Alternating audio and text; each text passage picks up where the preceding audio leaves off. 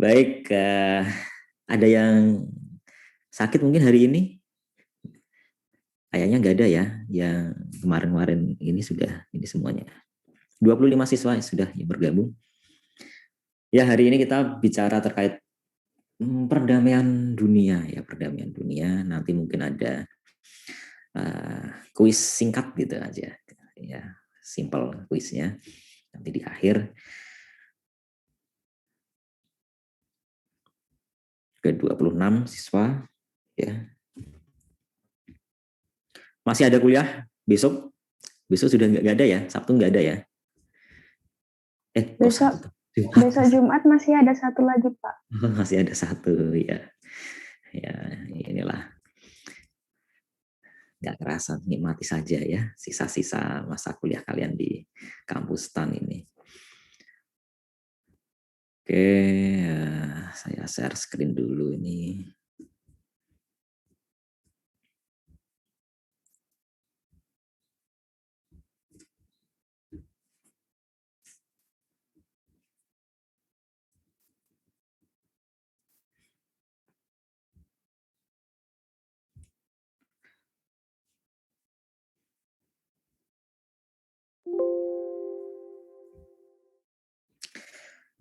Ya, sebelum masuk materi, kita dengarkan dulu salah satu lagu wajib nasional, Berkibarlah Benderaku.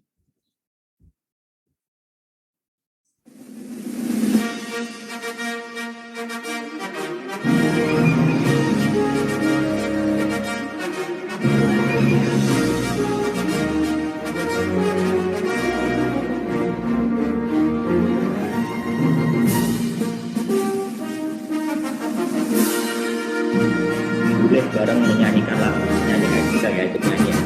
Berlah.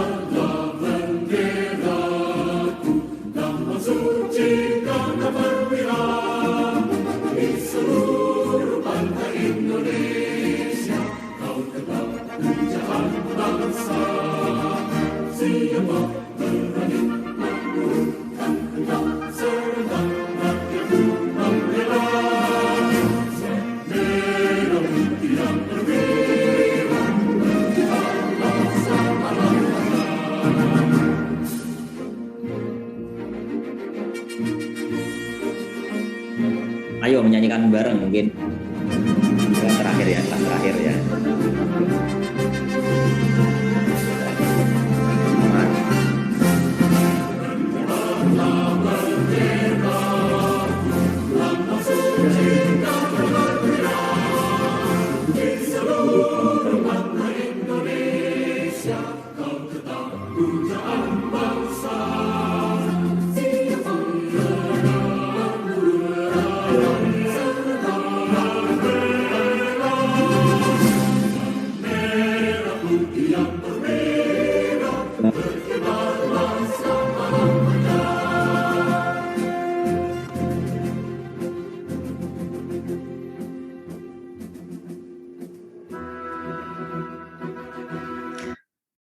Berkibarlah benderaku ya. Bulan ini bulan Agustus, bendera merah putih berkibar di mana-mana merayakan Hari Kemerdekaan Republik Indonesia ke-76 ya. Tidak terasa sudah 76 tahun Indonesia merdeka. 76 tahun itu pula bangsa ini membangun negeri ini ya. Meskipun belum mencapai 100% apa yang dicita-citakan oleh pendiri bangsa ini, ya, kita sudah lebih baik daripada tahun-tahun sebelumnya. Kesejahteraan sudah lebih baik. Ya. Namun ini tahun 2020-2021 kita dapat cobaan nggak hanya Indonesia, semua seluruh dunia ya. Ada pandemi COVID yang luar biasa di luar dugaan ya. Ya, semoga ini momen 17 Agustus ini ya COVID-nya sudah mulai melandai ya. Semoga saja ya. Kalau COVID terus juga susah juga ya ini ya. Kemarin juga di tengah-tengah lara ini ya, karena COVID ya, pahlawan-pahlawan olahraga kita memberikan hadiah medali di Olimpiade, ya, emas, perak, perunggu, ya. Sebagai inilah hadiah kemerdekaan kita yang ke-76, pelipur lara ya di tengah COVID seperti ini. Luar biasa ya. Mereka berjuang mengharumkan nama bangsa di kancah internasional dengan menjadi atlet yang berprestasi. Kalian, kita ya, bisa berbakti kepada negeri ini dengan cara kalian masing-masing. Kalau kalian jadi PNS nanti, ya menjadi PNS yang amanah. Itu sudah salah satu wujud bakti kalian terhadap negeri ini. Berintegritas. Ya. Itu aja. Ya. Itu aja kalau sudah tercapai aja luar biasa ya. Ini bermanfaat bagi banyak orang. Baik,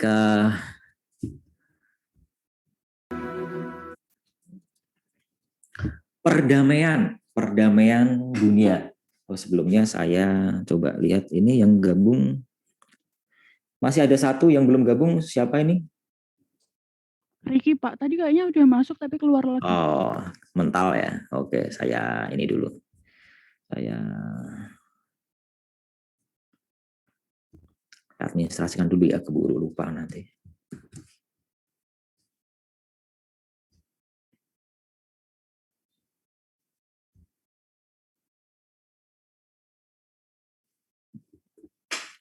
Ujian kewarganegaraan hari apa ya?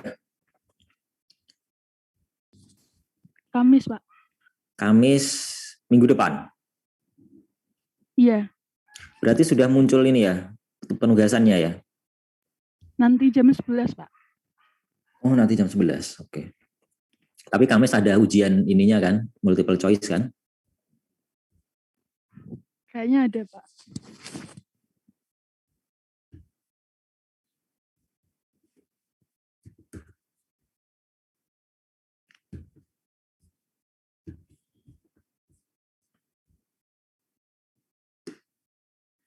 Gimana, udah vaksin semua kalian? Ada yang belum? Saya belum, Pak. Belum. Sudah, Pak. Oke, ada yang sudah, ada yang belum. Oke. Yang ini ya, kalau ada kesempatan vaksin, ya diberi kesempatan, segeralah ya, manfaatkan kesempatan itu, karena kalau dulu mungkin awal-awal ketika vaksin masih pada ragu ya, tapi sekarang itu di daerah malah berbondong-bondong nyari vaksin. Dulu sempat ini ya, nolak-nolak gitu ya. Kalau istri saya itu di sana di puskesmas itu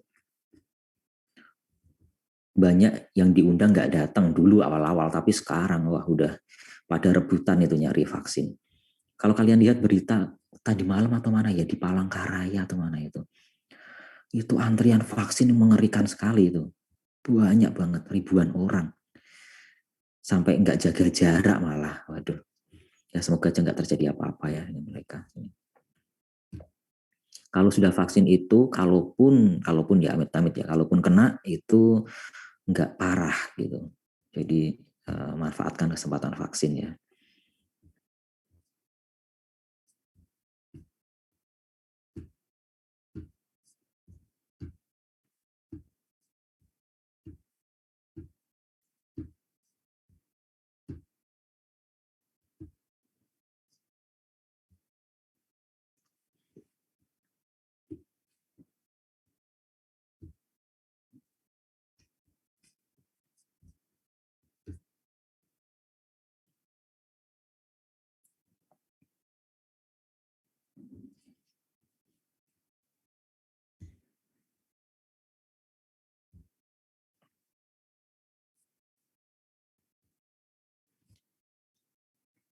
Oke, ini malah tambah berkurang 2, ini mental 2 lagi ya. Ini ya.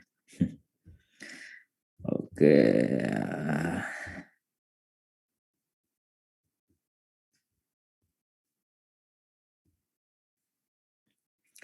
Baik, perdamaian dunia.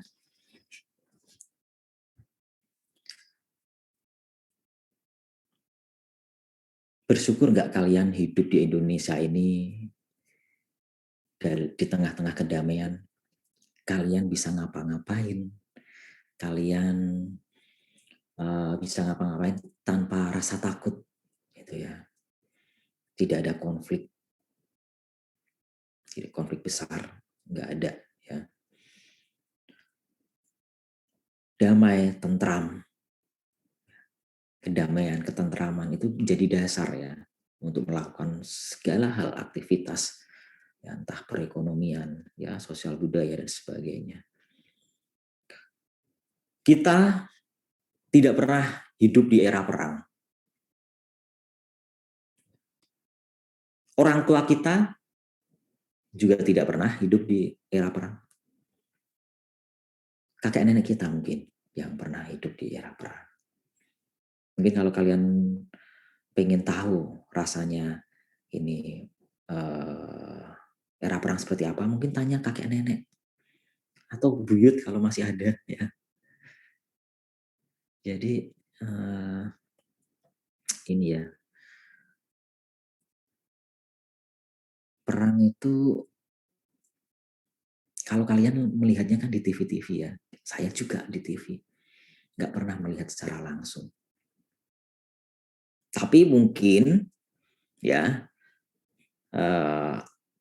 di era yang modern Indonesia ini ada pernah yang melihat konflik kekerasan yang mengerikan itu ketika kerusuhan SARA ya, antara tahun 99 sampai berapa itu ya, 2000-an, nah 2000-an awal. Mulai dari Ambon, Poso, Sampit, kemudian Sambas, Tapang, aduh ngeri itu. Ya, perang saudara itu. Enggak perang melawan penjajah bangsa lain, tapi perang dengan bangsanya sendiri. Jangan sampai seperti itu. Ya. Orang itu kan inginnya bisa memenuhi kebutuhannya. Sandang, pangan, papan, ya, bisa mengaksesnya dengan mudah, gampang. Syaratnya ya apa? Syaratnya ya dalam kondisi damai. Ya, sini latar belakangnya, pemenuhan kebutuhan rakyat. Ya. Kita mungkin tidak atau kadang atau sering tidak bersyukur bahwasanya kita diberi nikmat kedamaian. Kedamaian itu nikmat yang luar biasa. Apalagi sampai kedamaian hati. Kedamaian secara fisik tidak ada perang, kedamaian hati, pikiran. Udah lengkap itu kebahagiaan kalian. Ya. Kalau kedamaian fisik saja mungkin nggak ini ya, kamu mungkin belum damai hatimu. Ya. Tapi kalau kedamaian hati, pikiran, udah pasti kedamaian fisiknya pasti sudah ada, karena pondasinya kan bukan pondasi ininya ininya harus tercapai dulu kedamaian secara fisik ya. Dalam arti tidak ada perang. Peace cannot be kept by force, it can only be achieved by understanding. Ya. Kedamaian ya itu tidak bisa ya, dipaksakan ya dengan kekerasan. Ya. Dijaga dengan kekerasan ataupun dipaksakan, tapi hanya bisa dicapai jika kita saling mengerti, saling memahami. Ya. Saling mengerti, saling memahami. Coba di mana bangsa di dunia ini yang belum merasakan kedamaian sampai saat ini? Coba kalian identifikasi, mana aja? Palestina. Ya. Sejak pendudukan Israel sampai sekarang. Ya. Tapi luar biasa tangguh ya rakyat di sana, meskipun ditekan, digusur-gusur, ditindas, ya, tapi tetap ini ya, tetap mampu survive. Ya. Palestina, gimana mau membangun kalau tidak damai? Rumah sakit Indonesia, yang rumah sakit bantuan rakyat Indonesia, warga Indonesia yang di Gaza itu ya. Itu aja kan tidak lepas dari dulu kena serangan rudal juga kan dari Israel, meskipun nggak sampai parah, masih sedikit, karena itu rumah sakit ya, harusnya nggak boleh di ini, meskipun dalam keadaan perang nggak boleh, itu kejahatan perang tuh kalau sampai ngerudal rumah sakit itu. Palestina, di Suriah ya, Suriah itu dulu yang saya tuh sedih banget ketika ada tayangan di televisi atau di media online itu dulu, seorang bayi balita lah 2-3 tahun lah, lagi lucu-lucunya ya, terdampar meninggal itu karena mungkin perahunya atau apanya ya yang terbalik gitu ya, apa kapalnya terbalik ya ketika mau mengungsi ke Italia atau ke mana itu, ke Yunani atau Italia itu ya, ayahnya ada 2 atau berapa itu ya, ayahnya tuh menggendong mayat anaknya itu, sedih itu, teriris-iris itu rasanya, seperti itu.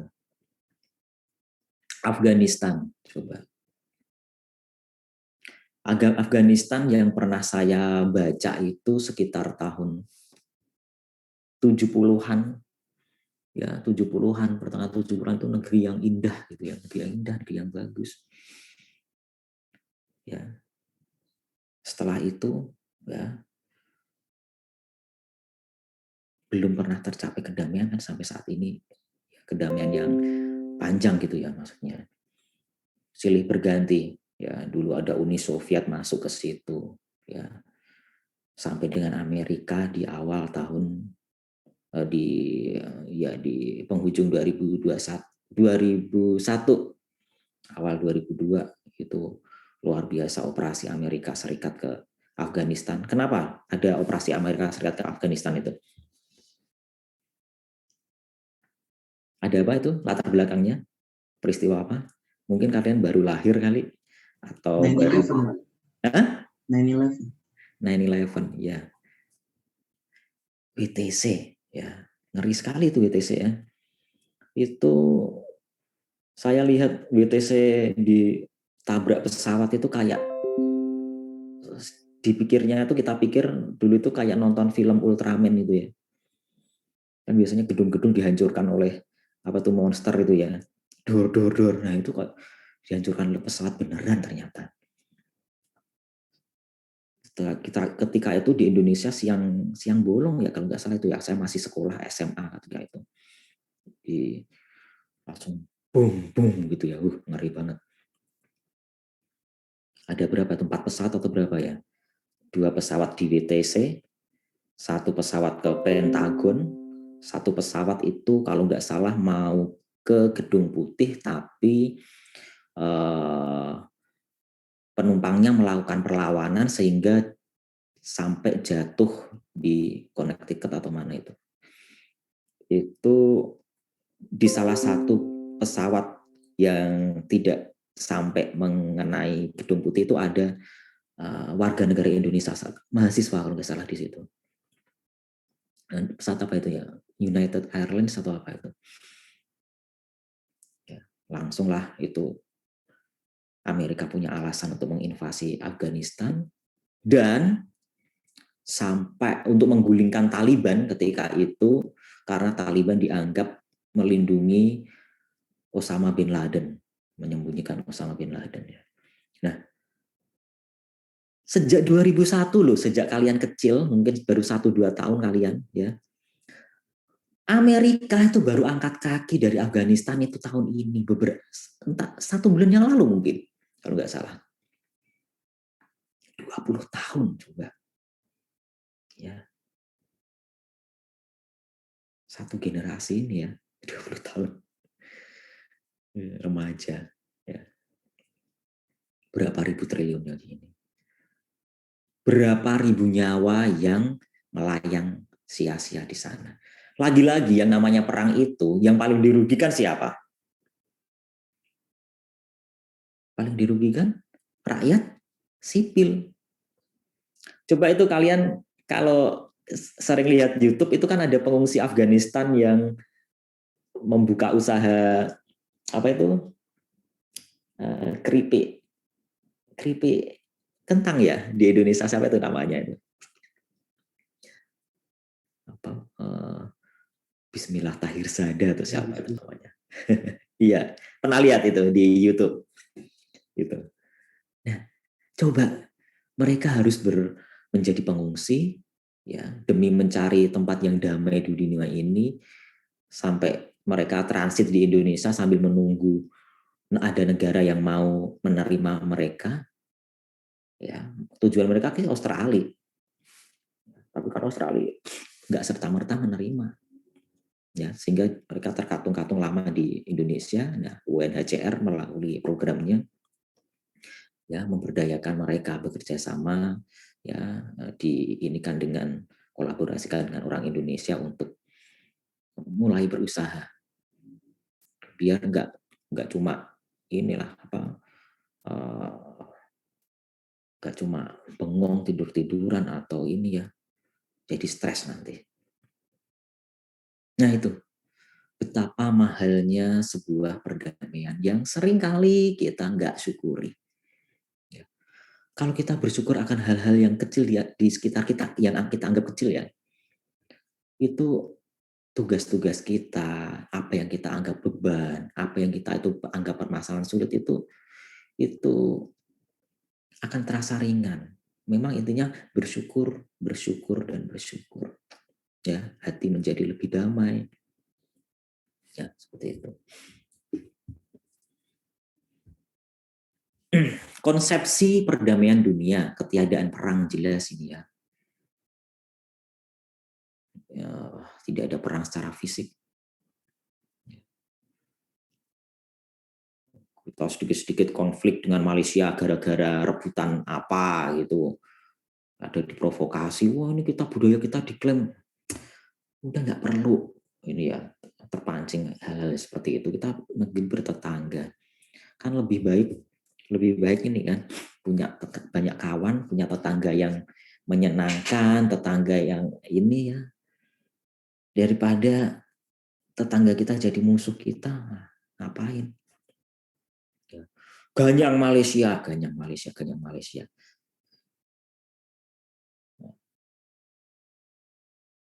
Sejahterakan ini dulu lah rakyat kita dulu, kita jadi sejahtera dulu lah. Sedikit-sedikit emosi pernah. Oleh karena itu, mungkin di antara kalian nanti ada yang jadi pemimpin bangsa ini. Ya, seorang pemimpin tidak boleh tersulut emosi sesaat dan hanya mendengarkan hanya dari satu sisi pendapat saja. Harus berpikir jauh ke depan. Kalau cuma mementingkan ego sendiri, wah kita negara besar nih, mereka udah, wah ini menginjak-injak. Nah, menurut kamu menginjak-injak. Tapi sebenarnya kan bisa dinegosiasikan, diplomasi dan sebagainya. Sebut perang itu alternatif terakhir untuk menyelesaikan konflik terakhir setelah segala daya upaya untuk membicarakannya, bernegosiasi itu tidak tercapai. Perang itu upaya terakhir. Kita pun kalau mereka nggak memulai dulu atau nggak menginjak-injak kedaulatan kita duluan, kita nggak akan memulai perang dulu karena kita kan prinsip kita negara yang cinta damai.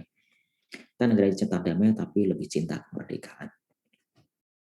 Ya, kalau ada konflik diupayakan segera berakhir atau diupayakan dengan segenap upaya ya, negosiasi untuk meredakannya. Tidak hanya ini ya kita saja memikirkan, tapi kita dengan sebagai mediator negara lain, ya konflik di negara lain. Kalau dulu saya ingat itu pernah kita menjadi mediator konflik di Filipina Selatan antara pemberontak Moro, ya pimpinan Nur Miswari itu dengan pemerintah Filipina.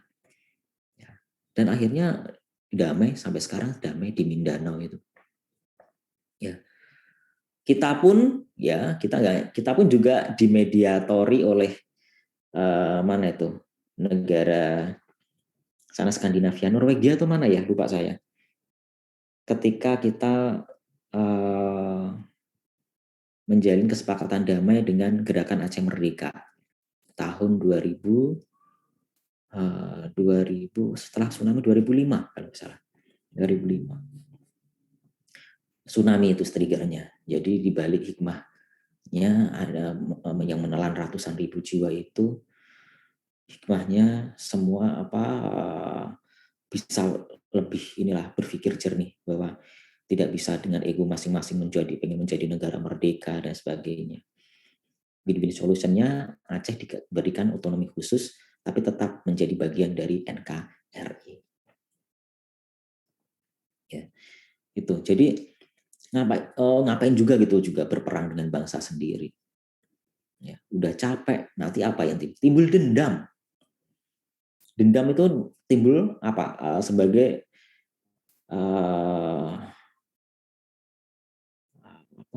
sebab, ya, salah satu sebab musabab terjadinya terorisme, dendam.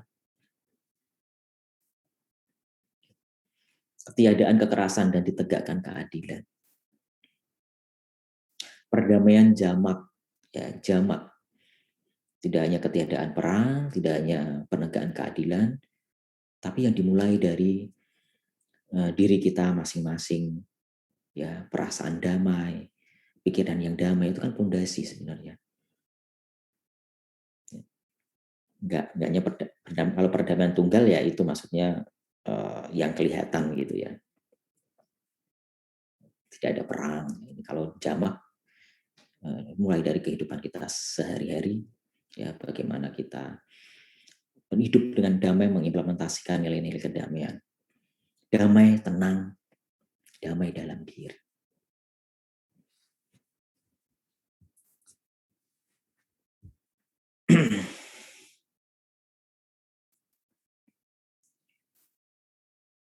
Sikap bangsa Indonesia terhadap perdamaian. Ya, ini termaktub dalam pembukaan Undang-Undang Dasar 1945.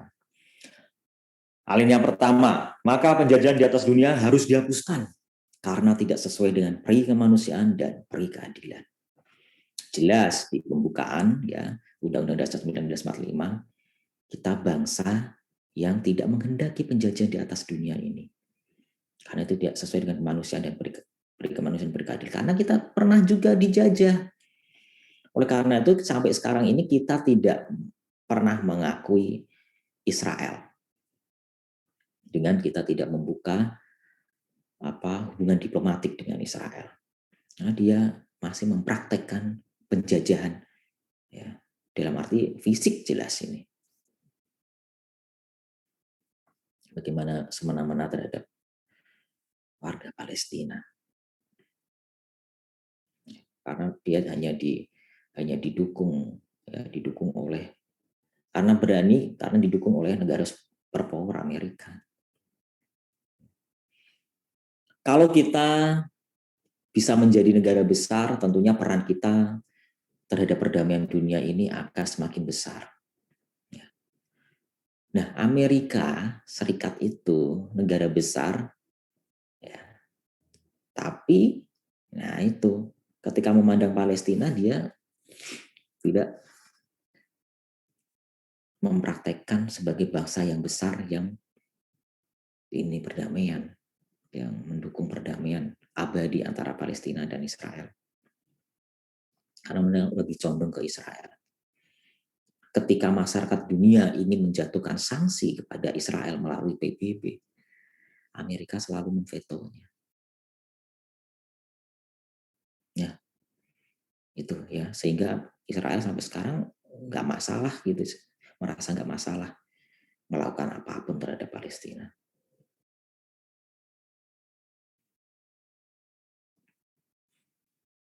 Padahal kalau dia mau, dia benar ingin mendorong perdamaian, dia bisa menghentikan Israel, menekan Israel untuk damai dengan Palestina, menyerahkan kembali wilayah-wilayah yang dikuasainya, tidak melakukan perluasan pemukiman Israel. Itu ya. Tujuan negara ikut serta melaksanakan ketertiban dunia yang berdasarkan kemerdekaan, perdamaian abadi, dan keadilan sosial. Ya, melaksanakan ketertiban dunia. kita tidak hanya pasif mendengung-dengungkan perdamaian, tapi aktif. Ya tadi sebagai mediator, kemudian mengirimkan pasukan perdamaian dunia, ya, berbagai negara konflik. Politik luar negeri Indonesia bebas aktif, ya, bebas tidak memihak salah satu blok. Yang dulu ada blok barat, blok timur.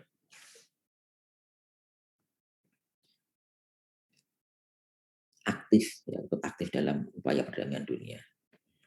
Paham bangsa Indonesia adalah bangsa yang cinta damai, tapi lebih cinta kemerdekaan. Saya pengen menayangkan video singkat, ya.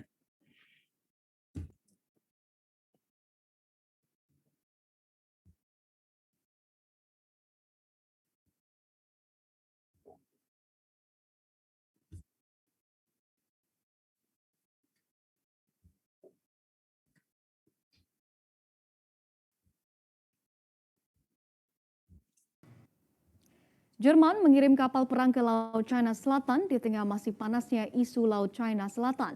Pengiriman kapal ini merupakan yang pertama kalinya dilakukan oleh Jerman dalam hampir 2 dekade terakhir. Jerman memutuskan bergabung dengan negara-negara barat lain untuk memperluas kehadiran militer di Laut China Selatan. Langkah tersebut diambil di tengah meningkatnya kekhawatiran akan klaim China di wilayah tersebut. China mengklaim hampir 90% wilayah Laut China Selatan melalui konsep garis putus-putus meski sudah kalah di pengadilan arbitrase internasional. Menteri Pertahanan Jerman Annegret Kramp-Karrenbauer mengatakan Angkatan Laut Jerman akan tetap berpegang pada rute perdagangan umum, yakni rute laut yang dapat dilayari secara bebas. Jerman pun meminta China menghormati hukum yang berlaku. Selain Jerman, negara lain juga memperluas patroli di Pasifik melawan China, antara lain adalah Amerika Serikat, Inggris, Prancis, Australia, Selandia Baru, dan juga Jepang.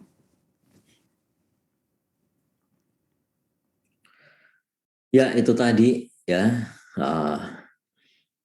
Jerman mengirimkan kapal perang bergabung dengan negara-negara lainnya. Ya. Cina sudah bertransformasi menjadi negara yang besar secara ekonomi, besar pula secara militer. Ya, jadi negara yang besar militernya itu perlu didukung ekonomi yang kuat, ya, karena untuk beli alutsista, mengembangkan alutsista kan butuh uang yang banyak. Ya, Cina ini selagi kaya-kayanya. Nah, ini dianggap suatu ancaman, apalagi dia mempraktekkan itu, ya, klaim sepihak terhadap wilayah Laut Cina Selatan. Padahal sebenarnya jauh itu dari wilayahnya dia, ya.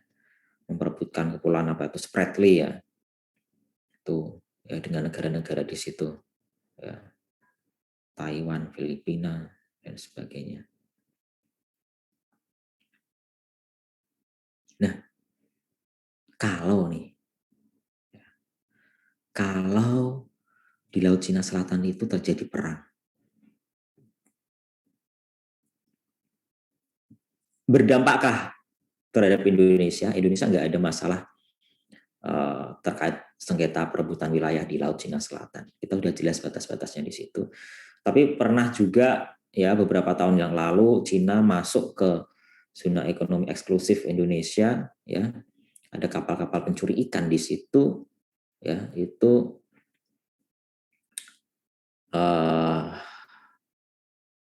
melakukan pencurian ikan, ya. Dan itu dikawal oleh kapal patroli Cina yang lebih canggih, ya. Kapal patroli Cina, kita menangkap nelayan itu, tapi terpaksa harus melepaskan karena ditekan oleh ini, ya, kapal patroli Cina. Padahal jauh, mereka beranggapan pada peta versi mereka sendiri ada 9 dash line, yaitu 9 garis putus-putus zona tangkap tradisional. Nggak ada itu, nggak diakui dunia internasional, nggak diakui berdasarkan UNCLOS, dan ternyata tadi sudah kalah di arbitrase internasional. Ya, tapi ya gitu, negara yang besar, ya, yang merasa kuat itu ya saya naikkan. Ya, oleh karena itu sebenarnya perlu penyeimbang sih memang dunia ini. Ya. Kalau dulu ada blok barat, blok timur, sekarang ini kan Amerika berdiri sendiri sebagai negara adidaya selama lebih dari 30 tahun sejak Uni Soviet runtuh. Ya. Tapi sekarang Cina bertransformasi menjadi kekuatan militer yang besar, dan Rusia sudah mulai bangkit kembali. Beberapa hari yang lalu saya mendengar dan membaca Rusia sudah mampu mengembangkan sistem rudal ya, jarak jauh yang hipersonik atau apa itu, dan dia mengklaim tidak ada negara yang mampu menangkis serangan rudalnya itu, termasuk Amerika, karena saking cepatnya, saking canggihnya. Ya.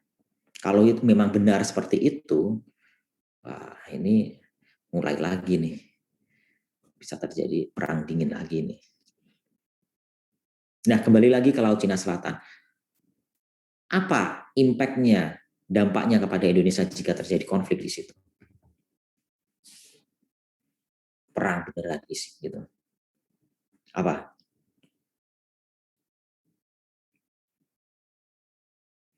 Nggak berimpact, Pak? Atau silakan, ada yang mau berargumen, pendapat?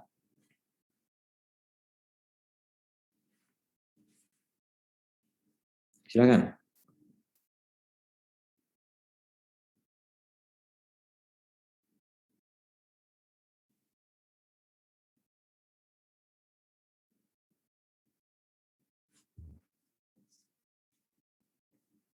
Apa impact-nya pada Indonesia?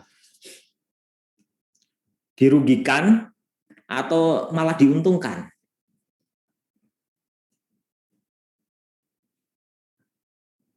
Ayo, ini juga ada kaitannya dengan materi kita sebelumnya.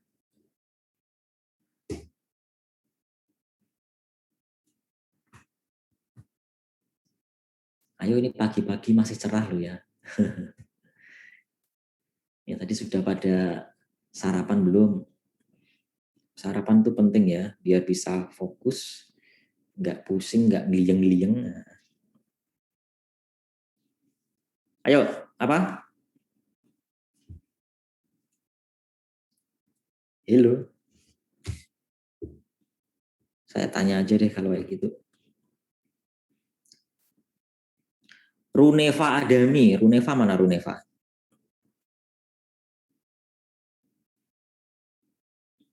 Runeva masih bisa bergabung? Biasanya ada jaringan yang kurang bagus.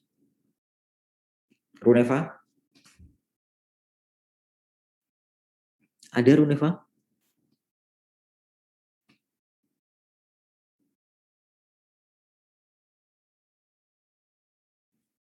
Halo, nggak ada yang nyaut. Gabung kok Pak di Zoom-nya. Ya, ada nggak anaknya?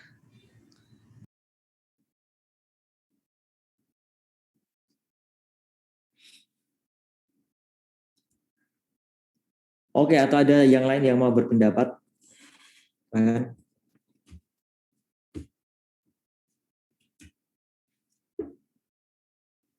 Tadi pertanyaannya gimana Pak? Ya, nggak memperhatikan.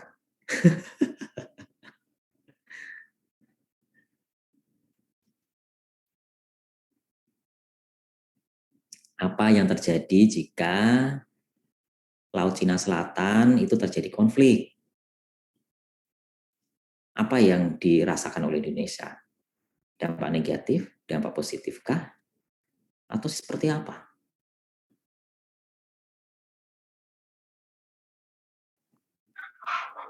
Negatif, Pak. Ya? Negatif, Pak. Ya, apa negatifnya? Tadi kalau misalnya ada konflik seperti perang gitu ya Pak di Laut Cina Selatan, mungkin sumber dayanya bakal rusak Pak. karena terjadi perang, sehingga kemungkinan sumber daya yang dapat digali oleh orang Indonesia di Laut Cina Selatan jadi kurang gitu Pak. Sumber daya apa maksudnya? Kayak ikannya gitu Pak, atau apa. Kan jauh dari Indonesia, Tapi kan Pak, bukan di wilayah Indonesia maksudnya. ya kalau misalnya pun perang kan bisa tercemar gitu Pak. Tercemar. Ya kalau ininya nuklir ya, perangnya ya. Iya Pak. Oke, siapa ini tadi Grafta ya? Oke, Iya, Pak. terima kasih Grafta. Tadi siapa tadi yang perempuan yang nanya tadi?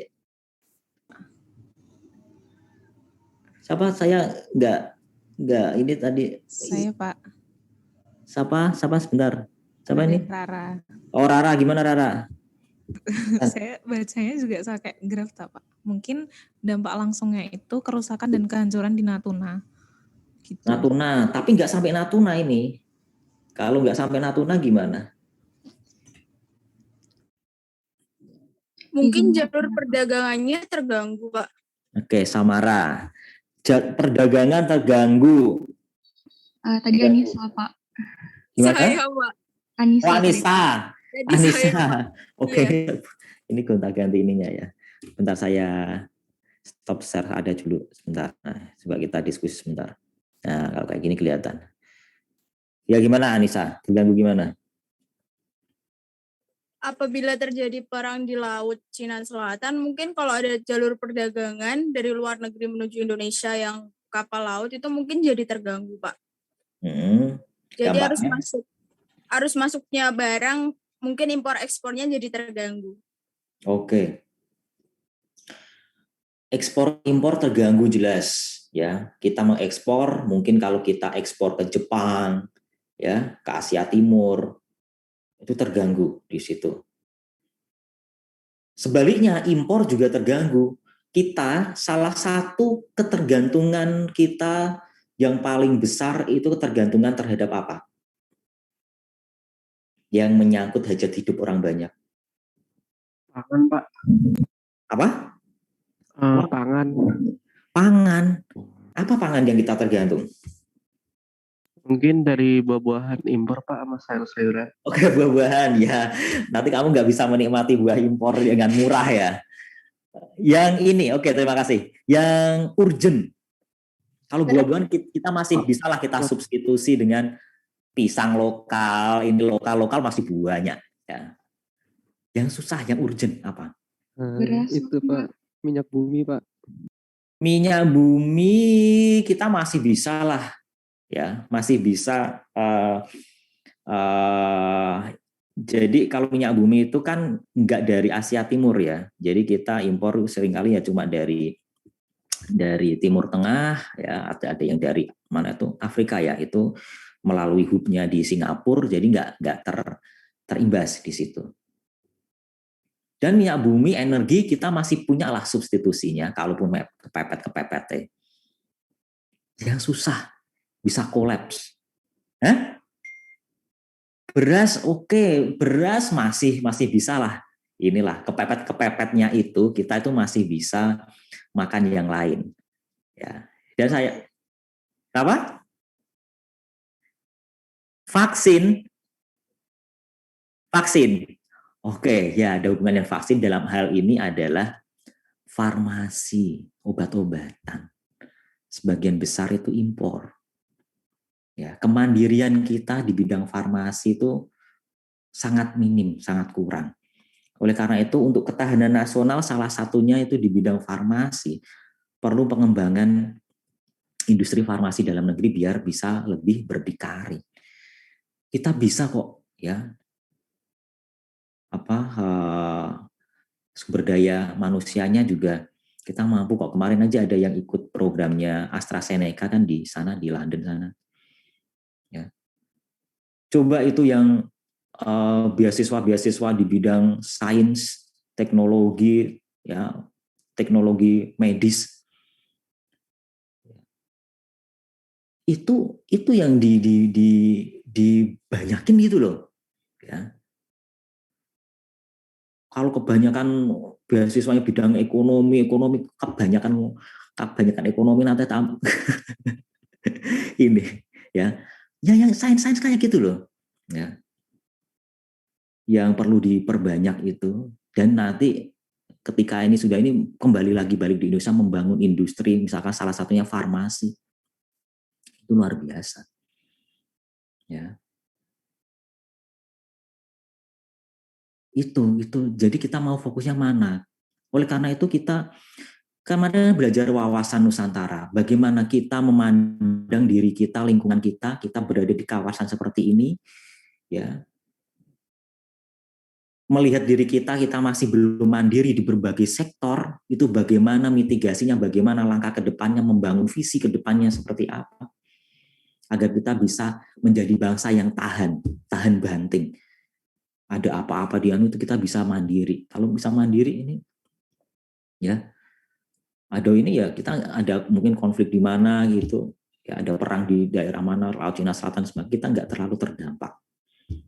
Itu pentingnya ketahanan nasional, landasan ketahanan nasional pula itu kita memandangnya dari wawasan Nusantara itu, ya itu loh pentingnya ya belajar wawasan Nusantara, ketahanan nasional ya.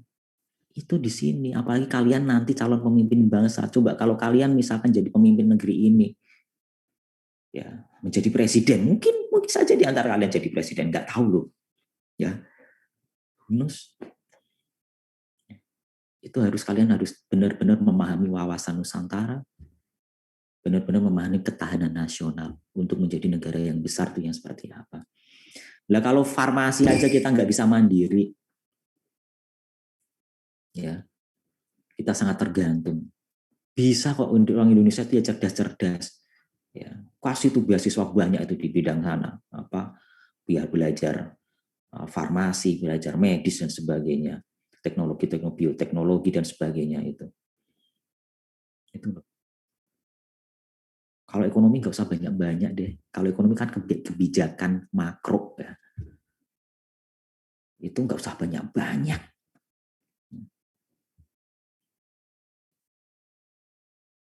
Kasih itu banyak yang sains itu agar kita menjadi negara sains bidang pertanian gitu, biar nanti produk pertanian kita itu yang sekiranya dulu nggak bisa ditanam di daerah tropis bisa ditanam di daerah tropis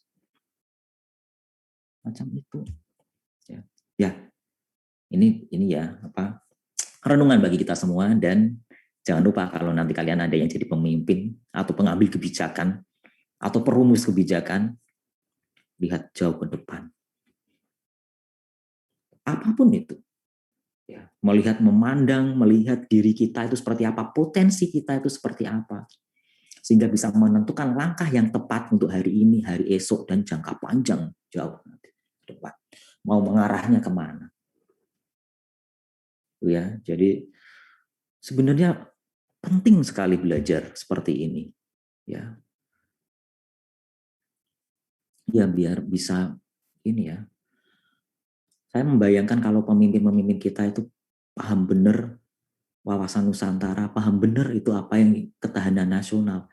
Luar biasa Indonesia itu. Sayangnya hal-hal seperti ini kayak disepelekan. Ya. Nah, itu ya. Kalau kita rakyat kecil cuma masih bisa ngomong ini ya.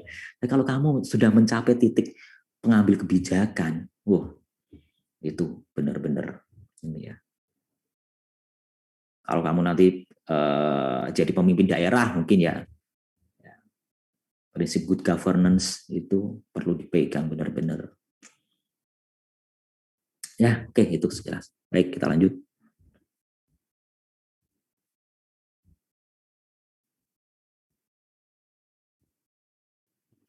Pak, boleh izin bertanya, Pak? Ya, silakan. Kalau yang kata Bapak tadi kan yang harus paham tentang wawasan Nusantara tadi, kan ada banyak yang bilang ya Pak, kalau sebenarnya orang Indonesia tuh nggak kekurangan orang pintar, tapi kekurangan orang jujur. Nah, kalau misalkan, kalau dilihat juga kan untuk pejabat-pejabat di Indo tuh kan gelarnya udah panjang-panjang ya Pak ya. Iya. Otomatis kan dari pendidikan juga udah mempunyai kapabilitas yang cukup lah. Tapi pada pada nyatanya nggak seperti yang diharapkan gitu Pak. Kalau misalkan kami nanti udah nyemplung di dunia kayak gitu Pak ya, entah Pemda atau manapun, ya kan gimana ya Pak ya? Kan mau nggak mau kan harus mengikuti arus Pak, karena kan belum punya kewenangan. Oke. Nah, ikut arus, ya. iya. Nah,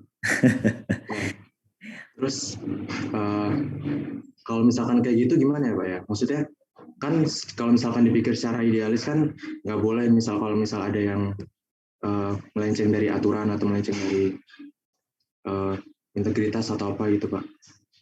Nah tapi kalau nyatanya kayak gitu gimana Pak? Sementara yang harus yang harus dipertaruhkan itu pekerjaan kita Pak. Karena kan ada kalau misalkan di Pemda itu katanya risiko untuk dinonjobkan itu lumayan tinggi. Oke. Baik, gini. Ya, jadi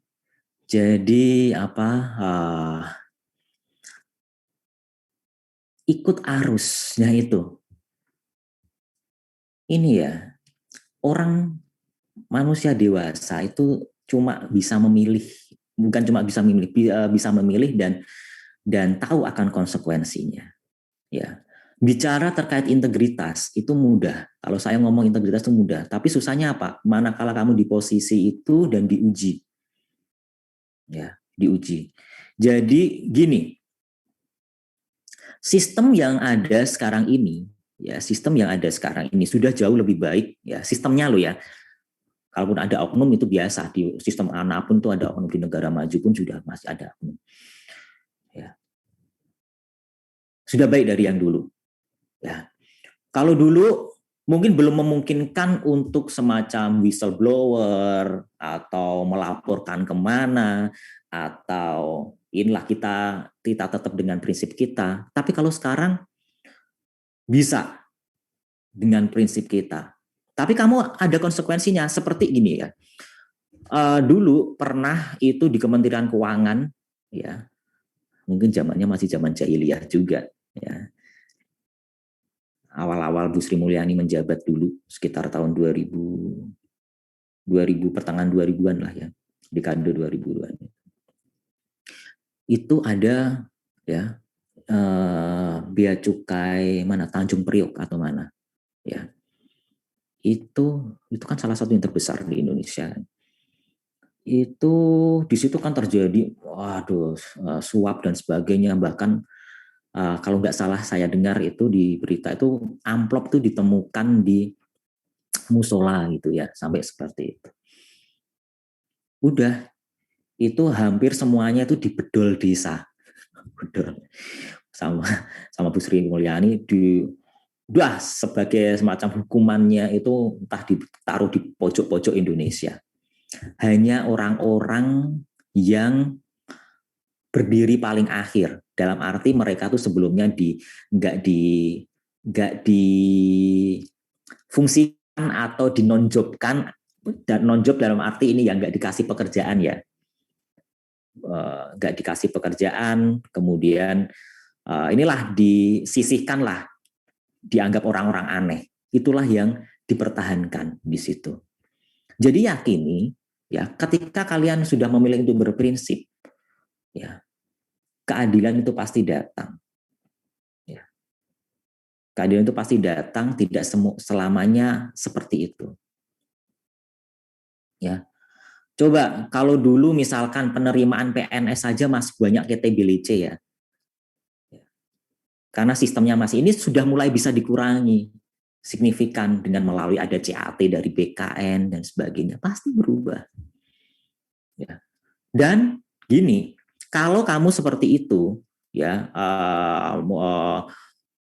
tapi jangan dikira ya sekarang Pemda itu masih kayak dulu. Enggak, Pemda juga sudah banyak berubah sekarang. Enggak bisa seenaknya sendiri untuk menghukum seseorang karena dia enggak mau ikut. Jangan. Kalau kepalamu mau nyemplung sumur, kamu ikut nyemplung sumur, jangan mau. Ya, kamu melakukan sesuatu, ya, itu berdasarkan nanti prinsip akuntabilitas. Bukan mau bertanggung jawab, tapi apa yang kamu lakukan dapat dipertanggungjawabkan. Secara apa? Secara peraturan yang berlaku, secara SOP yang berlaku. Kalau cuma omongan lisan dari atasanmu, kamu sana ini, bukannya ini menyalahi SOP ya, jangan kamu lakukan. Nggak apa-apa, kamu nggak dikasih pekerjaan, nggak apa-apa nanti, biarin aja. Paling nanti dia yang kena getahnya sendiri. Tiba saatnya nanti dapat jatuh gitu. Toh dia juga nggak selamanya jadi atasanmu.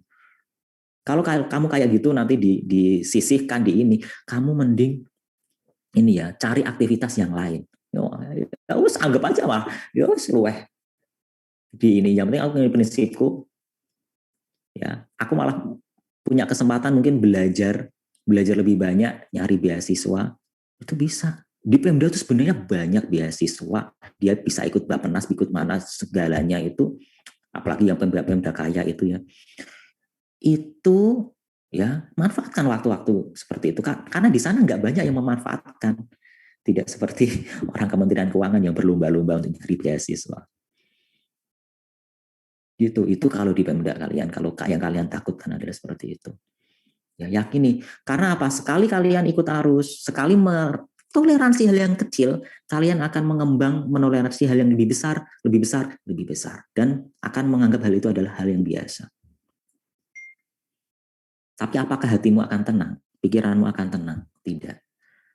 Ya, yakini bahwa kalau prinsipmu benar, ya benar secara ini loh ya, universal, bukan benar menurut kamu loh ya. Itu pasti ada waktunya kamu mendapatkan kenikmatan dari apa yang kamu pertahankan itu. Yakini itu. Nggak apa-apa, kamu nggak langsung naik jabatannya tinggi, nggak apa-apa. Ngapain kamu naik cepat-cepat karena kalau cuma menjadi penjilat, cuma menjadi ini, untuk apa? Apakah kamu mendapatkan kebahagiaan ini di sini? Enggak, itu cuma sementara aja, cuma luarnya doang. Tapi dalam hati kecil kamu, pasti kamu merasa bersalah. Hati nurani, hati kecil itu nggak pernah bohong. Kalau kamu merasa nggak serak, itu biasanya ini hati kecil yang berbicara. Tanyakan kepada hati nurani kamu ketika ada sesuatu yang membuat kamu bimbang, bingung. Oh enggak, ya, itu ya. Jadi itu ya Adit ya. Jadi nggak perlu takut, nggak perlu ini. Kalau kamu ini, ya saya mudah ngomong seperti ini. Ya, belum tentu gini. Seperti halnya gini. Kita menghakimi Gayus Tambunan itu. Gayus tuh kayak gini. Enak di luar ngomong kayak gitu. Coba kalau kamu di posisi yang Gayus, bisa nggak? Just mungkin kalau kamu di posisinya dia malah lebih parah. Dia tuh pilihan kita sendiri yang ini. Integritas itu seperti itu. Ya. Tapi ingat, ya ada Tuhan di atas sana yang melihat kamu. Nah itu, ingat ke depan, jauh ke depan. Ketika mau melakukan penyimpangan itu, ingat jauh ke depan. Ya kalau kamu nggak ketangkep, kalau kamu ketangkep, bagaimana malu keluargamu, bagaimana ini, coba hancur semuanya. Ya, itu loh ya, jangan. Jadi ketika kalian nanti ada di desa, jauh ke depan gitu aja. Ya ininya, udahlah, hidup sekali itu dimanfaatkan sebaik-baiknya. Kalau kamu karirmu nggak bisa cepat, nggak bisa normal seperti yang lain, hanya karena kamu berpegang pada integritas, nggak masalah. Kamu masih bisa berbangga, kamu masih bisa bertahan seperti itu. Nanti ada saatnya sendiri kok ini. Ya itu ya, Adit ya. Oke, baik. Ini tadi, ini.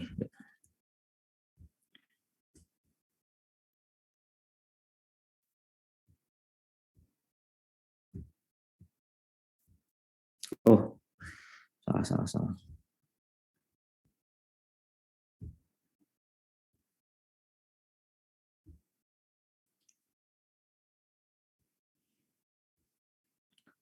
Mana tadi slide-nya ya?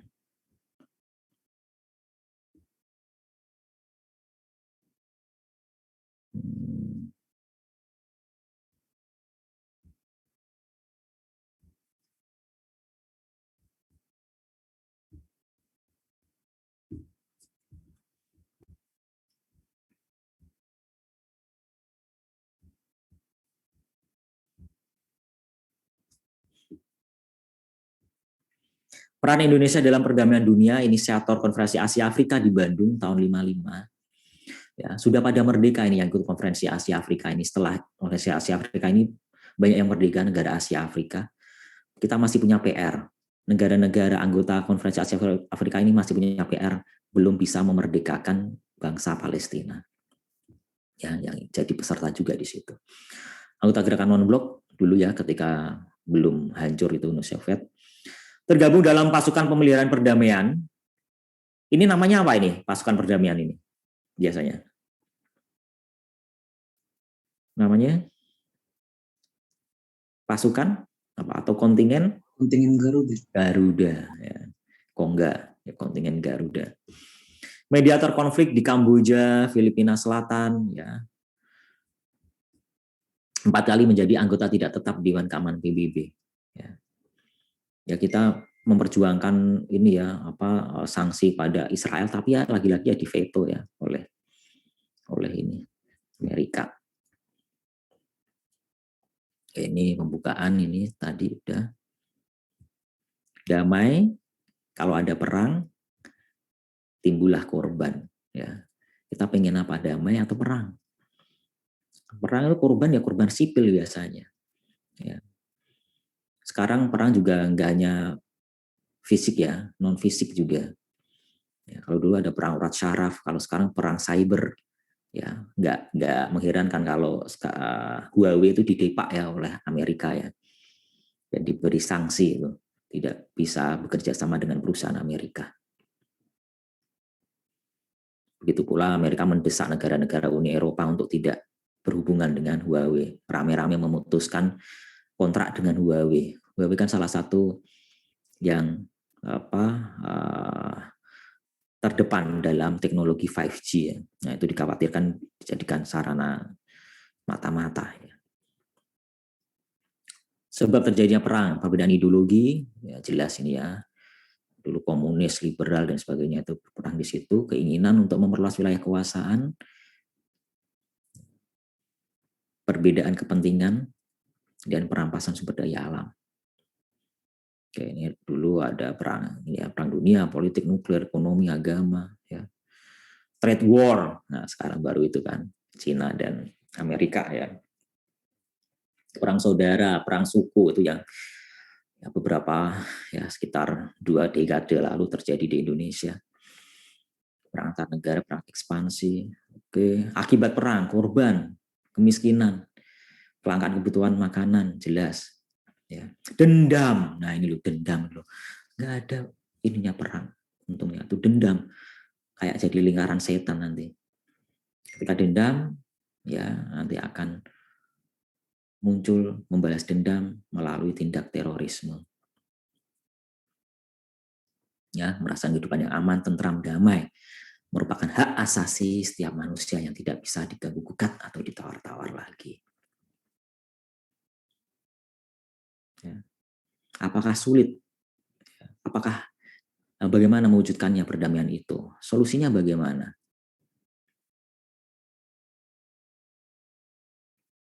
Saling bergandengan tangan, berkomitmen, upaya diplomasi, pertemuan antar negara, ciptakan perdamaian dunia.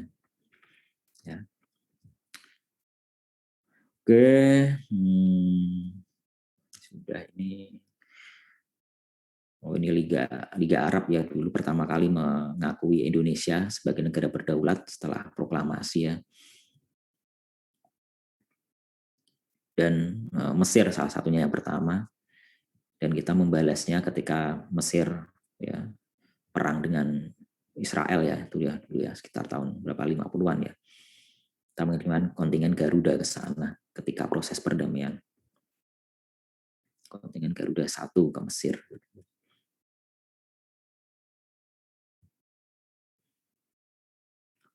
Oke, sekarang kuis ya, sebentar ya.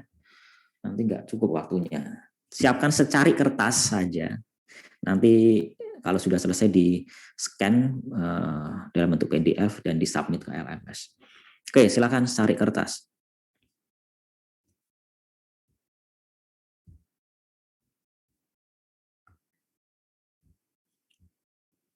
Multiple choice, simple aja ya.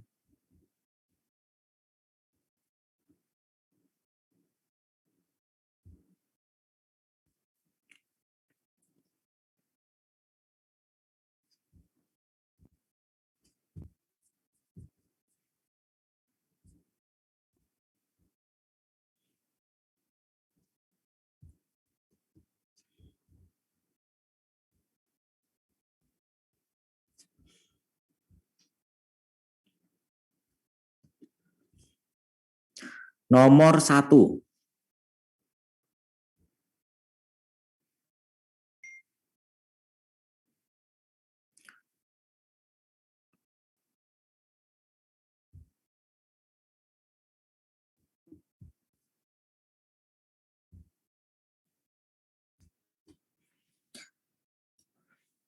Yang menjadi kedaulatan mutlak Indonesia terhadap tanah, air, dan udara beserta kekayaan alam di dalamnya, ya, jadi nggak separuh-separuh semuanya, adalah wilayah dalam batas. Di mana batasnya?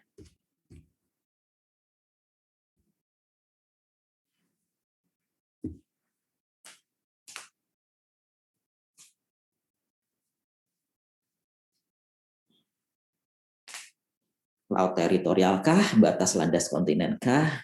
ZEE kah? Pulau terluar atau laut pedalaman?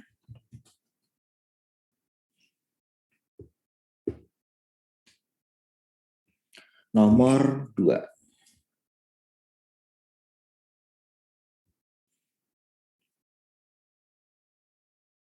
Berapa kali Indonesia menjadi anggota Dewan Keamanan Tidak Tetap PBB? Kalau yang Dewan Keamanan Tetap kan anggotanya ada 5 ya. Ada mana? Amerika, Inggris, Prancis, Rusia, dan Cina.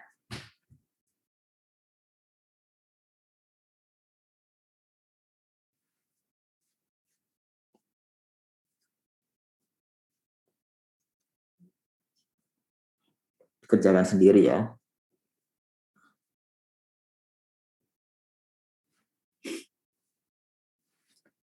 Nomor 3. Berikut ini adalah negara-negara kepulauan di dunia menurut UNCLOS. Ya, kecuali ini yang di kuliahnya Pak siapa itu, yang kuliah umum geopolitik gitu, awal semester, awal setelah UTS ya. Izin Pak. Kenapa? Tadi saya baru join lagi Pak. Jaringan tidak stabil. Oke. Dari nomor 1 Pak. Ya. Ini nomor 1.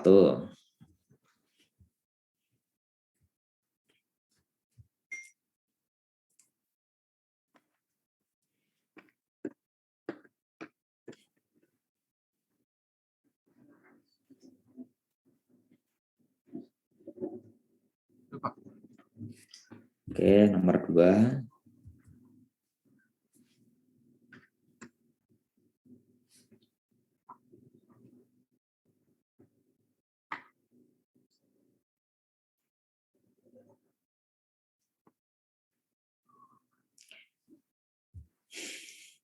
Nomor 3.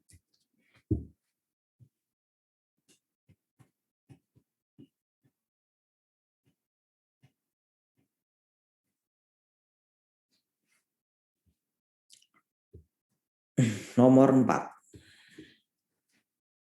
Berikut ini adalah unsur trigatra dalam konsepsi ketahanan nasional, kecuali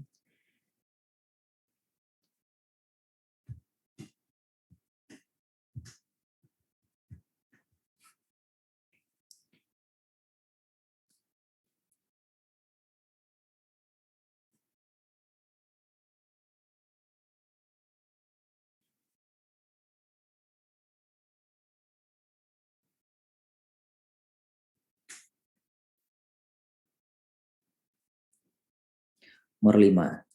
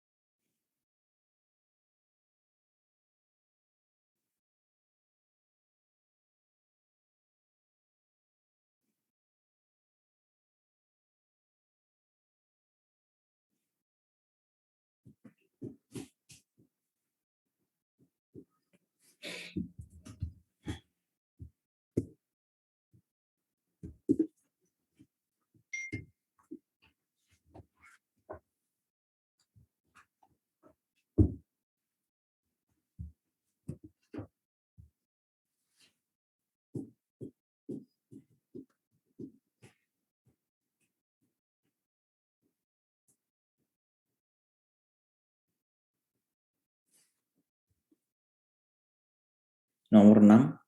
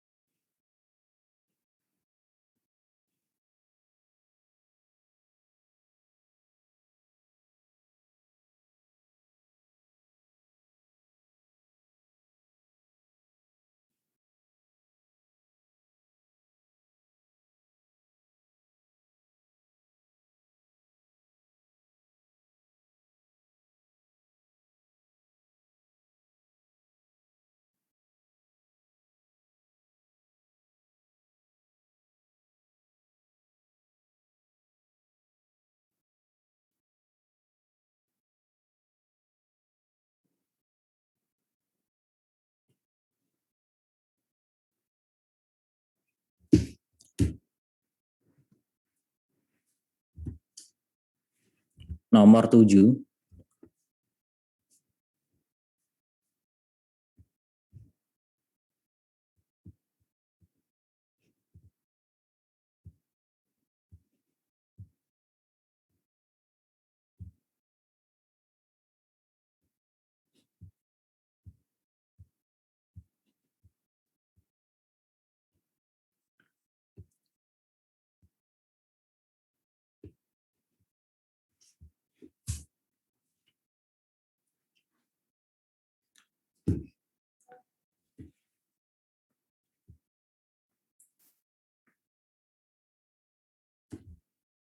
Nomor 8.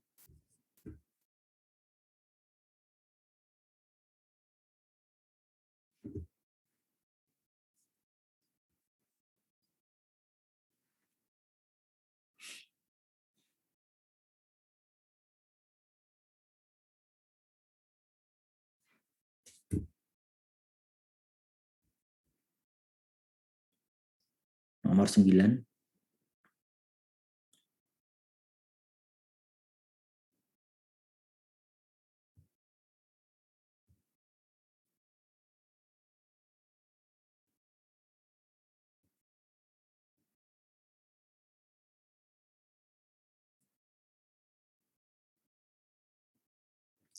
Nomor 10, terakhir.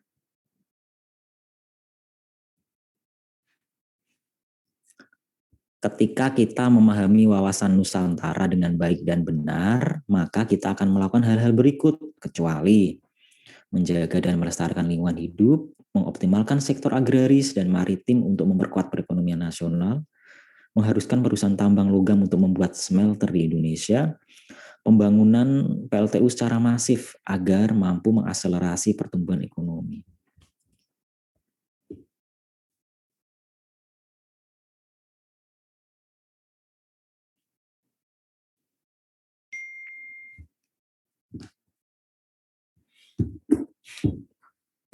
Baik, saya stop share screen dulu, saya setting di LMS dulu ya.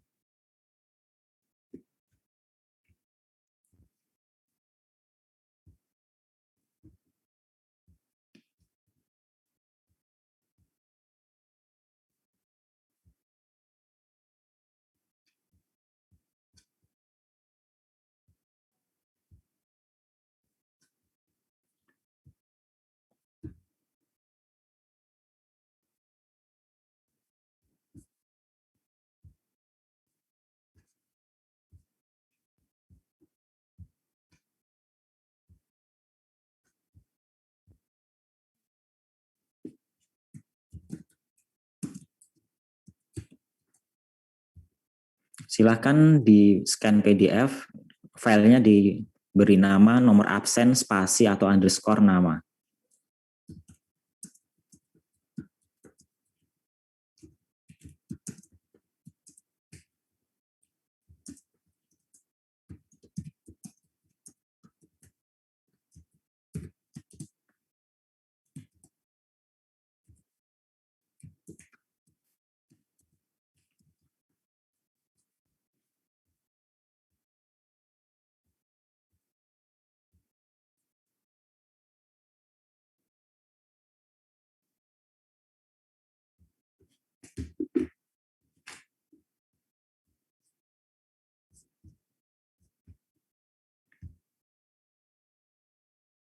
Oke, silahkan di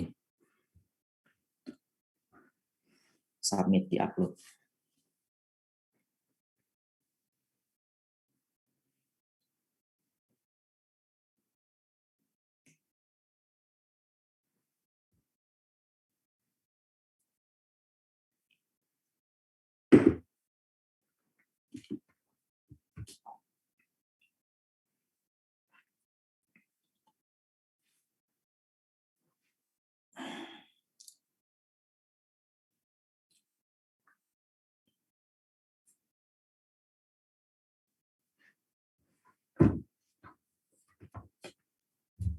Ingin bertanya Pak, tadi format namanya apa ya Pak?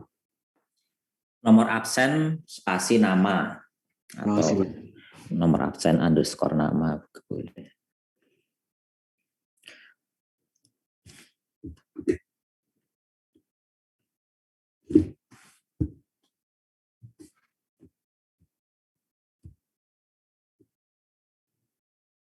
Ayo, masih belum ada yang submit ini.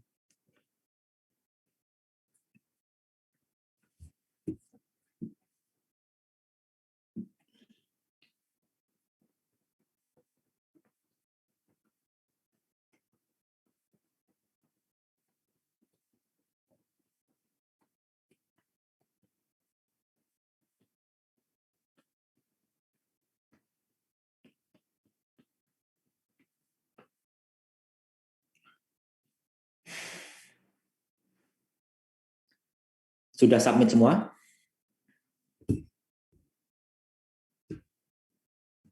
Belum, Pak. Masih lima orang.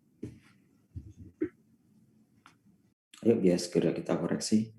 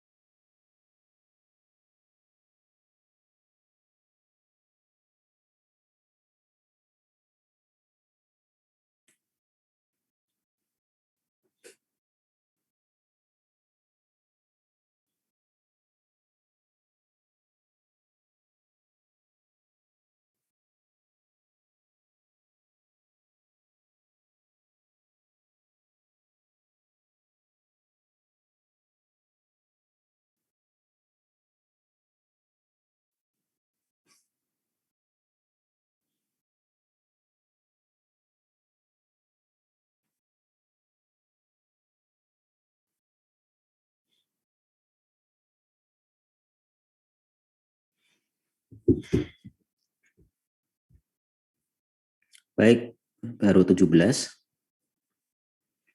Ayo kita koreksi ya, yang belum submit segera disubmit.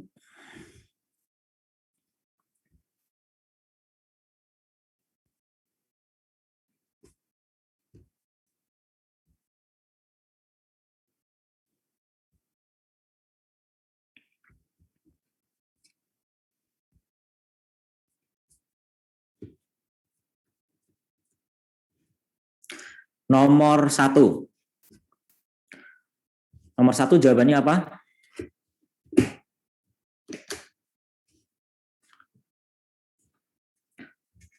Nomor 1 jawabannya apa? A, Pak. Laut teritorial.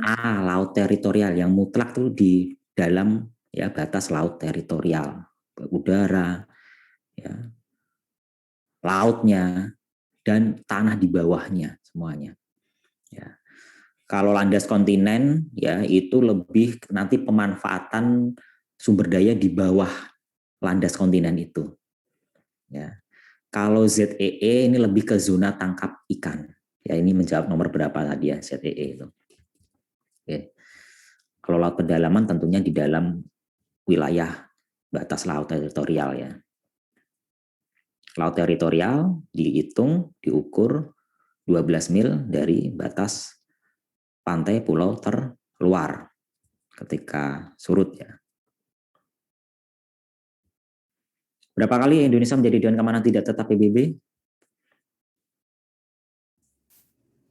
3, Pak. Tadi ada di slide tadi. 4, Pak. 4 ya, oke. Berikut ini adalah negara-negara kepulauan di dunia menurut UNCLOS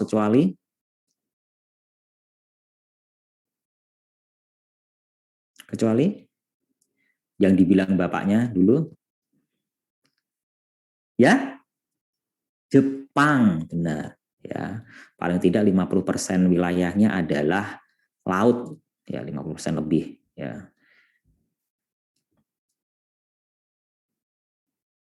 Urusan yang tidak termasuk dalam kewenangan pemerintah daerah dalam otonomi daerah.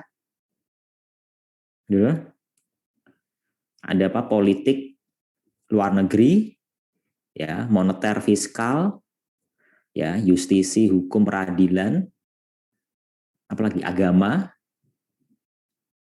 pertahanan, keamanan, itu yang pusat, ya. Berarti delta, ya. Untuk dapat bersaing di era globalisasi, maka Pemda harus menerapkan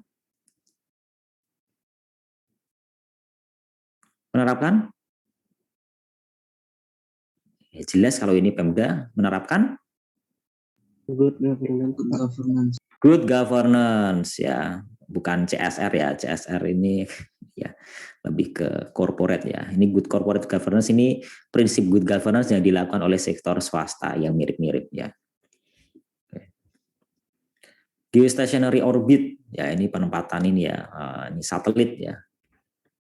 Ini di Katulistiwa di 0 itu ya. Ini memperhatikan wawasan dirgantara ya. Geostrategi itu dikenal dengan istilah Wawasan Nusantara.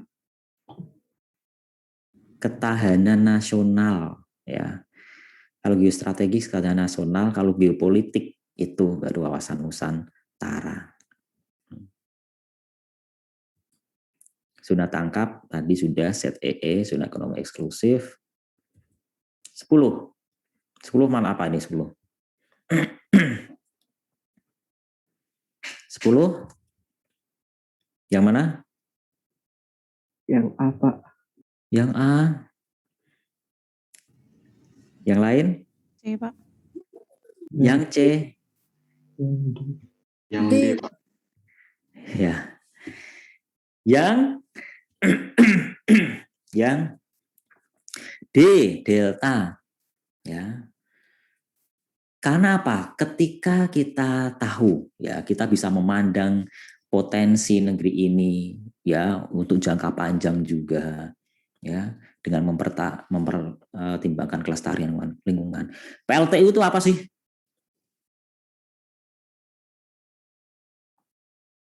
Pembangkit listrik tenaga uap. Nah, sebenarnya tenaganya itu dari mana energinya? Dari panas bumi. Itu Pak. Batu bara, Pak. Batu bara. Oh, iya. Ya. Batu bara. Batu bara itu ramah lingkungan enggak? Enggak, Pak. Enggak. Baik itu dari proses ekstraksinya ya eksplorasi eksploitasinya sampai ke dia proses pembakaran ketika sudah dibakar menghasilkan, apalagi kita sudah meratifikasi berbagai konvensi iklim ya yang kita berkewajiban untuk menurunkan emisi kita. Nah,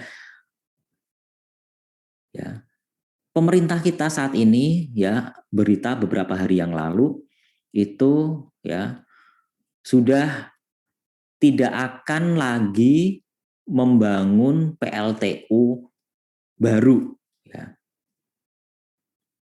Kecuali PLTU yang sekarang ini masih dalam tahap pembangunan. Ya. Pengembangan ke depan adalah pembangunan tenaga listrik energi terbarukan, entah itu panas bumi, solar, ya, matahari itu, ya, energi angin dan sebagainya. Ini ada proyek di Waduk Cirata itu akan dibuat PLTS mengapung. PLTS apung, proyeknya 2 triliun atau berapa itu. Jadi ketika kita melihat potensi dalam negeri kita itu banyak energi terbarukan yang gratis, ya itulah bagaimana kita memandang negeri ini, melihat, ya kita bisa manfaatkan itu dan ramah lingkungan, ya. Tentunya ke depan juga murah karena gratis. Memang ketika investasi awal, pembangunan awalnya mahal, tapi kan ke depannya murah. Ya, belum lagi ramah lingkungan. Ya. Udara menjadi lebih sehat. Ya. Coba itu di Cina itu kan seringkali pekat gelap itu karena salah satunya yaitu banyak penggunaan batu bara di situ. Kita nggak mau seperti itu. Bahkan di Jerman saja sekarang sudah menjadi yang nomor 1 penggunaan pembangkit listrik tenaga surya. Padahal di daerah subtropis mereka mulai shutdown itu PLTN tenaga nuklir yang dianggap juga ramah lingkungan, tapi potensi bahayanya juga besar ya kalau ada apa-apa sabotase bencana alam ya. Kalau Chernobyl dulu memang kesalahan manusia ya itu ya kurang ini ya. Tapi kalau Fukushima juga ya sudah zero error mungkin di situ. Tapi ya itu alam ya Tuhan berkehendak lain. Nah itu jadi pembangunan PLTU secara masif akan mampu mengakselerasi pertumbuhan ekonomi. Kemarin itu kan proyek 35.000 megawatt kan. Ya. Itu aja nggak tercapai ya. Nggak tercapai saja itu terjadi kelebihan produksi listrik. Ya, sehingga PLN malah semakin merugi ya. Mengoperasikan itu belum dia harus membeli listrik dari power plant swasta itu dengan harga yang sudah sesuai kontraknya mungkin lebih mahal. Listriknya nggak kepake lagi coba. Nggak mengherankan kalau PLN ruginya gede dan ini banyak kan promo-promo untuk penaikan daya gratis.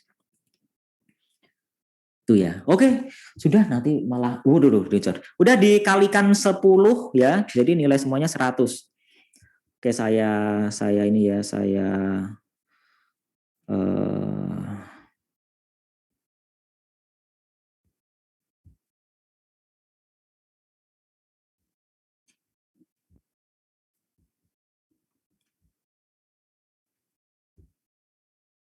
ini kelas 67 ya.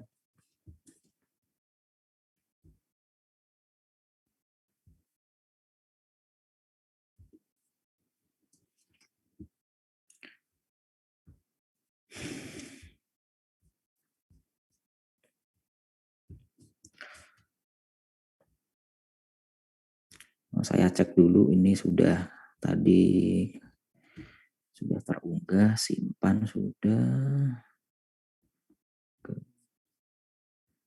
Baik.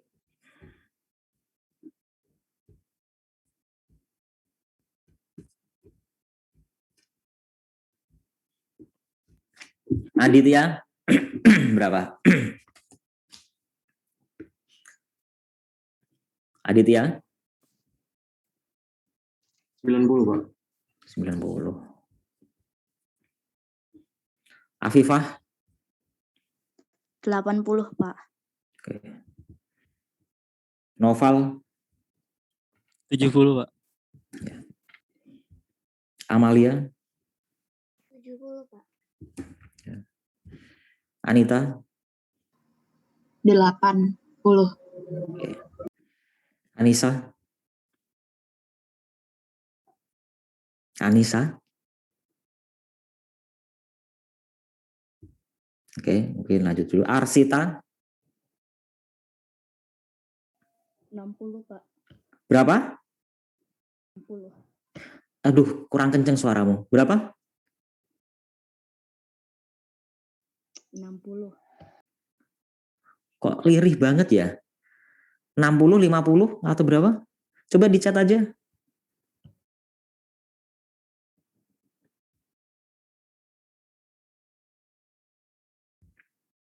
Oke. Nggak apa-apa ya Arsita ya. Ini saya pengen tahu gambarannya saja berapa nih ini kalian. Nanti kan ada, jadi nanti sering-sering baca ya modul dan sebagainya itu. Ya. Oke, Audrey. Ya. Aurora. Aurora. 90, Pak.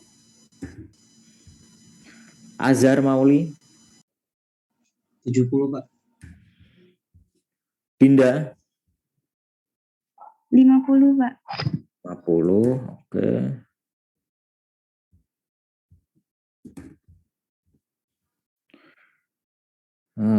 Elisafan. 90, Pak. Berapa? 90, Pak. 90. Fadila. Skar.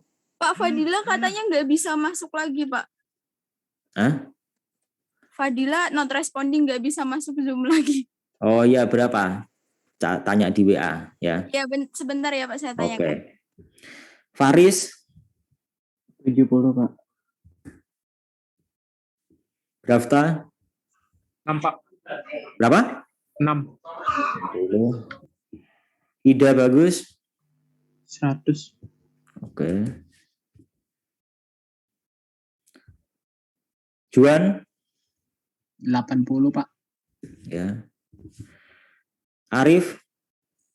90, Pak. Putu. 60, Pak. Rara. 30, Pak. Berapa? 30.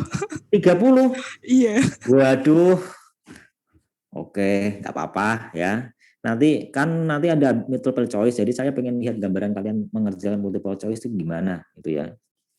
Sering-sering baca ya. Kalaupun kalian susah menghafalkan, kalau bacanya berulang kali itu ini ya.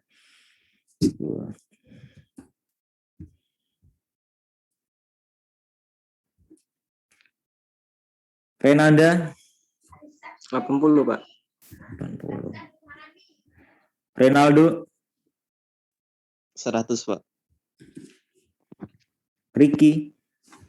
70, Pak. Runeva. 90, Pak. Shelly. 90, Pak. Shirley. 80, Pak. Siti. 90, Pak. Izin Sitinya sakit. Oh iya. Semoga lekas sembuh ya, Siti ya. Sofi. 70, Pak. Sofia. 100, Pak. Zaim. 9, Pak. Oke, tadi yang belum. Nomor 6. Anissa berapa? Saya 50, Pak. 50 kamu dapat 50. Hah? Fadila belum jawab, Pak. Fadila belum jawab. Oke, nanti biar langsung ke saya saja nggak apa-apa ya. Baik, Pak. Oke. Maaf Pak, tadi keluar dari Zoom Pak. Oke. Ya, Saya 8 Pak. 80 ya. Oke. Udah bener ya, nggak ada yang salah ini saya inputnya ya. Oke, bervariasi banget ini ya. Yang masih kurang berarti ini gambaran kalian mengerjakan multiple choice, jadi sering baca-baca lagi ya. Baik, ini saya simpan dulu. Terima kasih atas ini ya selama 1 semester ini ya. Mohon maaf saya jika ada salah khilaf kata saya ya yang kurang berkenan di hati adik-adik sekalian. Ya, semoga apa yang kita pelajari bersama, kita diskusikan bersama bermanfaat ya. Yang penting itu enggak hanya sekedar nilai tapi yaitu meresap dalam hati kalian bahwasannya bagaimana menjadi warga negara yang baik berlandaskan nilai-nilai Pancasila itu seperti apa, bagaimana hidup bermasyarakat, berbangsa dan bernegara yang akan membekali kalian nanti menjadi calon-calon pemimpin bangsa. Terima kasih ya, nggak terasa sudah 1 semester. Semoga kita bertemu entah kapan lagi ya, nggak tahu kita ya. Jadi sehat-sehat selalu, sukses selalu dimanapun kalian berada, dimanapun kalian nanti ditempatkan. Ya semoga itu yang terbaik buat kalian. Ya yakini kalau dari Tuhan itu yang terbaik buat kalian. Manusia cuma bisa berencana, apa yang kita anggap terbaik menurut kita mungkin itu bukan yang terbaik untuk kita. Ya, tetap bersyukur, jaga integritas kalian, jadi nanti PNS yang amanah. Ya, saya akhiri ya. Pak mau foto dulu. Oke, ya silahkan. Oke. Ayo guys, on cam. On cam, ya silahkan. Ini siapa yang SS? Gak tahu. Siapa Azhar yang bisa sama nge-SS? Juan. Azhar sama Juan. Oh oke. Sedikit nih on cam.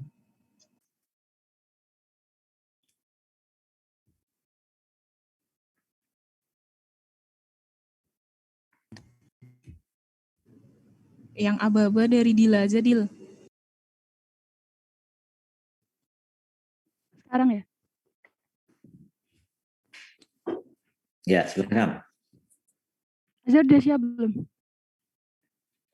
Siap. 1, 2, 3. Lagi ya? 1, 2, 3. 1, 2, 3. Ya. Sudah cukup? Makasih Pak. Oke, sama-sama Maaf ya. kalau ada salah-salah ya Pak. Ya, sama-sama. Sukses ya selalu ya. Ya, semoga lancar semuanya sampai wisuda ya. Amin. Ya. Amin. Oke, semoga lancar UAS-nya, sehat semua, nggak perlu susulan. Baik, saya akhiri ya pertemuan kita ini yang terakhir. Sampai jumpa di lain kesempatan ya. Dadah. Terima kasih Pak. Terima kasih, Pak. Sama-sama. Pak.